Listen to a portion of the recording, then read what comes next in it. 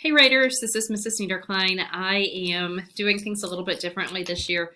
We are going to have our Class of 21 Senior Parent Information Night. Typically I do those during the evening and you can come in and we have everyone together at once and go over everything. This year it's not going to be an option, so we are doing it video style.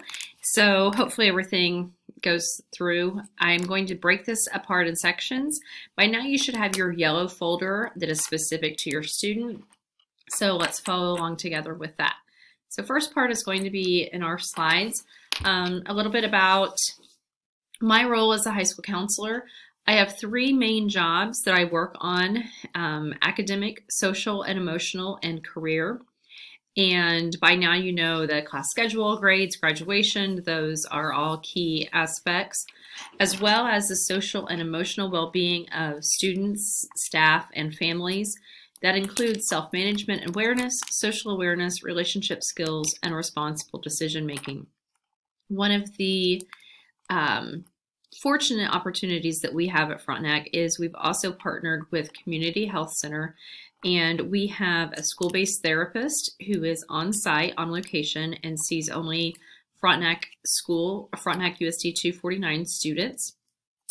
And this is a great opportunity for any student who is struggling with a social and emotional, anything regarding social and emotional, or stress or anxiety, or how to deal with current situations going on in the world. So that is a great, excellent resource that you may utilize as well. My third component is career. So that includes college decisions, college admissions, scholarships, etc. Those become more and more important as the year progresses for my seniors. So senior year often looks like a roller coaster for parents, for students, for families.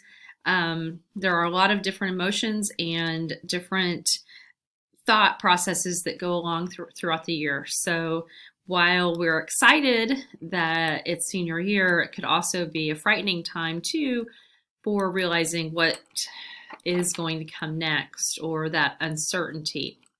So a lot of different areas of concern, that it does feel like a roller coaster ride. Also feels like giant emojis, and I think most of us feel these on a regular basis, sometimes an hourly basis. If you don't already have my contact information, you are more than welcome to contact me at any of the following.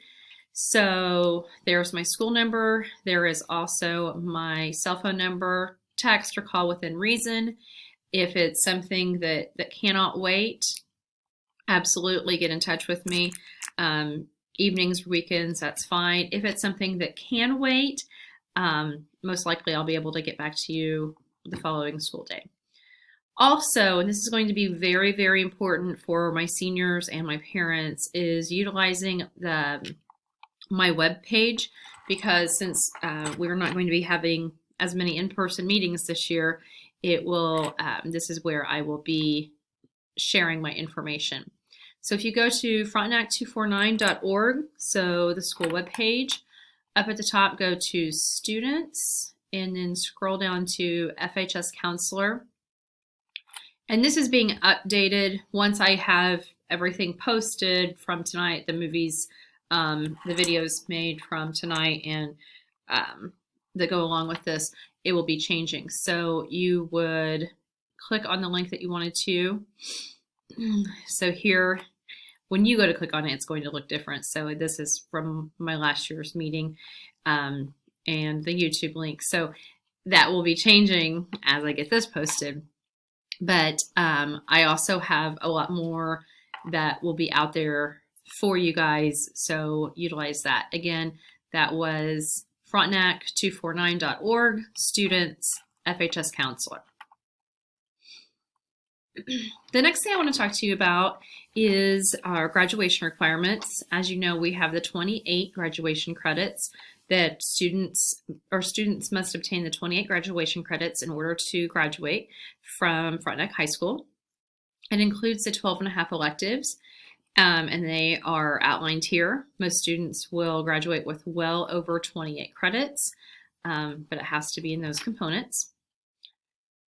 Also, one option is for students to complete the Kansas Scholars Curriculum. And this is the more rigorous curriculum that includes both chemistry and physics and higher level math, in addition to 2 years of foreign language.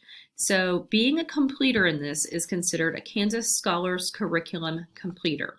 So anyone who finishes this curriculum is considered a completer.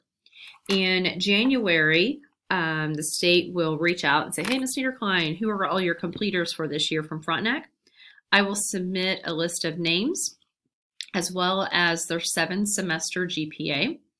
That gets sent to the state. The state then pulls student ACT scores, and ACT scores, GPA, and completers are all go into a formula, and the top of the top students who graduate as completers are offered a $1,000 renewable scholarship each year. That is considered a Kansas Scholar. The average ACT for a Kansas Scholar has been about average ACT for Kansas Scholar has been 30, and the average GPA has hovered around 3.91. Now those change throughout depending on the number of students who graduate each year with as a completer, and then also their ACT and GPA achievement levels. Those students who are designated as a Kansas Scholar are offered a $1,000 renewable scholarship to any state university or state institution in Kansas for 4 years. It would be renewable for 4 years. So it is a pretty significant distinction to be a Kansas Scholar. So that is just a little bit of clarification on that.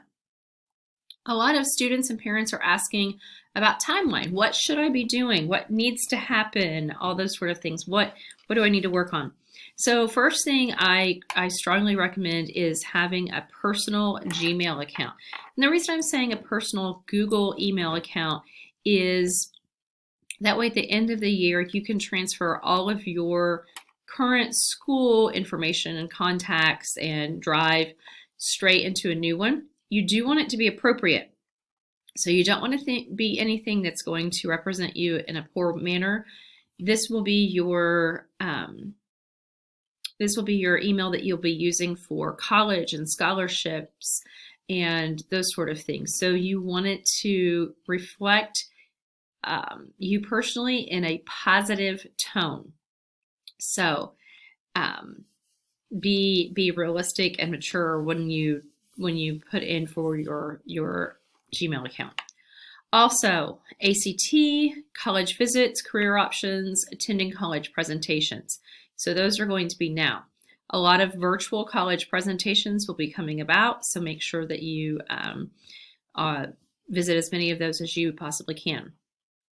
Ongoing throughout, you need to be checking your emails, reading everything, and replying when necessary. I send a lot of emails to seniors. If you thought I've sent out a lot of emails before, you haven't seen anything yet as far as the number of emails that I send out to students. So make sure that you are reading everything carefully. Also, we have a lot of time-sensitive information. So when you check your email, you need to make sure that you have everything taken care of then. On October 1st, you can start completing the FAFSA with your parents. That is open October 1st. You do not have to complete it that day. However, that is when it does open. Over Christmas break is when a lot of students go ahead and apply for colleges. That way they can use their 7-semester transcript when they get back in January. Utilizing your 7-semester transcript could help with scholarship opportunities and that sort of thing. Now, some colleges have a November 1st deadline. So you need to know where it is that you are looking at going to and what their deadlines are, and make sure that you have everything submitted by that time. And throughout will be scholarships, making sure that you have met all of the requirements and get everything done in the timeline. So another question is college visits. Seniors get plus or minus 2 college visits, and I'm pretty flexible on that because there are a couple of different reasons. I may have a student who is already enlisted in the military, and they don't need any college visits. They may need MAPS days, or they may need training days and that sort of thing. I may have students who are going into the workforce and don't need a college visit. I may have students who have known for years where they're going to college, don't need a college visit, or maybe one to get some things finalized. So then I may have students who have quite a few options and they need a few extra days. So the thing with college visits is they must be approved prior to you going. They must be approved and verified. So we need to talk about it several days before you go. So students, if you're planning a college visit, we need to talk about where you're going, who you're going with, what's the purpose of you going, what questions do you have, what departments will you be visiting.